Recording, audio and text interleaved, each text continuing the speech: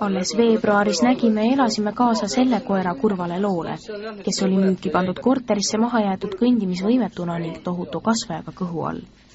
Õnneks on sellest ajast alles jäänud vaid need kurvad kaadrid meie uudiste arhiivis.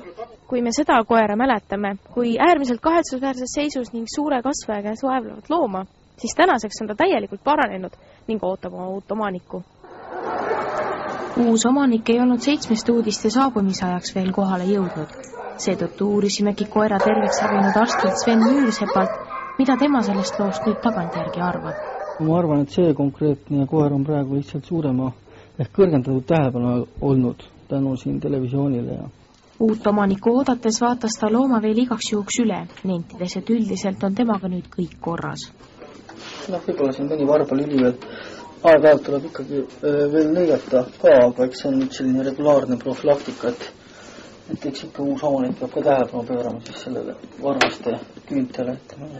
Loomi hülgava käitumise tüüpilisust ei pidavat see juhtuma ka sugugi vähendama. Näiteks mõnel päeval satub isegi analoogse situatsiooniga koeri sisse, et kes on väga kõhetunud, kõhnunud kasvajatega. Oma sõnade tõestuseks tõi Sven Müürsepp meile näidata üht viimastest hoiupaiga uustulnukatest. See on nüüd ühe näide tänavalt tulnud koer meile sisse, eks ole. Täna ei tea, hakkame alles nüüd uurima, mis siis täpselt, kas on luumuruga tegemist, aga see on loomulikult luukasvaja, eks ole, neid asju tuleb siis hakata uurima, aga loomaarst ei hakanud siiski igaks juhuks oletama looma hülgamise põhjust. Ometi andis ta mõista, et midagi ebatavalist see küll pole, kui kõrges vanuses ning kasvajaga koer saatuse hooleks jäetakse. Väike valge koerake sai aga oma õnnelikule saatusele peagi vastu minna, sest omanik oli tulnud ning kaasa toonud pere vana kasvandiku uustulnukaga tutvuma. Ema tahtis teda väga arvutist vaatas ja mina panin veel selle koera tausta pildiks arvutile. Tibu vist paneme talle, jah? Tibu.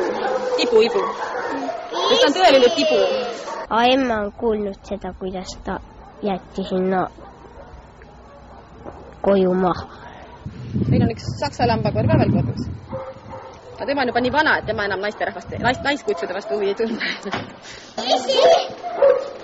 Isi, vaat nii, parat saadki nüüd.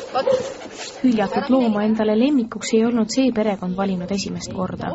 Koer, kes täna uue pereliikmega tutvuma toodi, on samuti pärit varjupaigast.